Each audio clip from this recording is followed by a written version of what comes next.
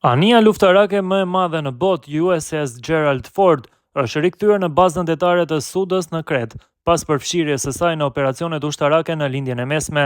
Aeroplanmbajtësia amerikane ishte pjesë e operacioneve të ndërmarra nga Shtetet e Bashkuara dhe Izraeli kundër Iranit në kuadër të përshkallëzimit të tensioneve në rajon. Ajo së bashku me anijen tjetër, USS Abraham Lincoln, kanë luajtur rol kyç në këto operacione. Rikthimi i Fordit në Kret vjen pas një qëndrimi të gjatë në det, që ka zgjatur rreth 9 muaj, si dhe pas disa problemeve teknike në bord. Më 12 mars, në një nga ambientet e lavanderisë shpërtheu një zjarr që la të plagosur 2 marinarë dhe shkaktoi dëme të konsiderueshme në anije. Ekspertët theksojnë se largimi i kësaj aeroplanmbajtësie nga zona e konfliktit krijon një boshllëk në praninë ushtarake amerikane, duke ulur përkohësisht kapacitetin mbështetës të forcave në rajon.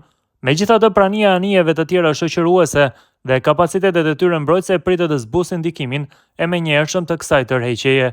New York Times pak ditë më parë raportoi për kushte që janë larg ideales lidhur me zjarrin që shpërtheu ndërsa aeroplanmbajtësia ndodhej në lindjen e mesme.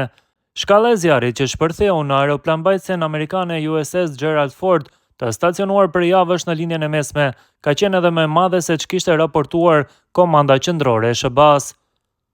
New York Times bëri me dije se flakët që shpërthyen nga zonat e lavanderisë dogjën për më shumë se 30 orë ambientet e brendshme, ndërsa 10 anëtarë të ekuipazhit vojtën nga thithja e tymit.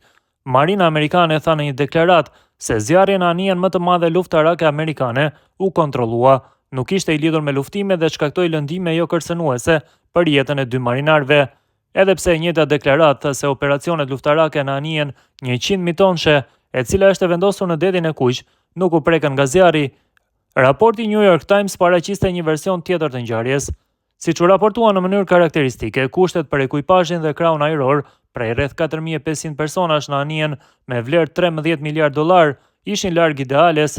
Rreth 600 marinarë humbën shtretërit e tyre nga zjarri dhe po flen tashmë mbi tavolina ose në dysheme, ndërsa shumë nuk janë në gjendje të lajnë rrobat e tyre, shkruante gazeta amerikane një javë më parë.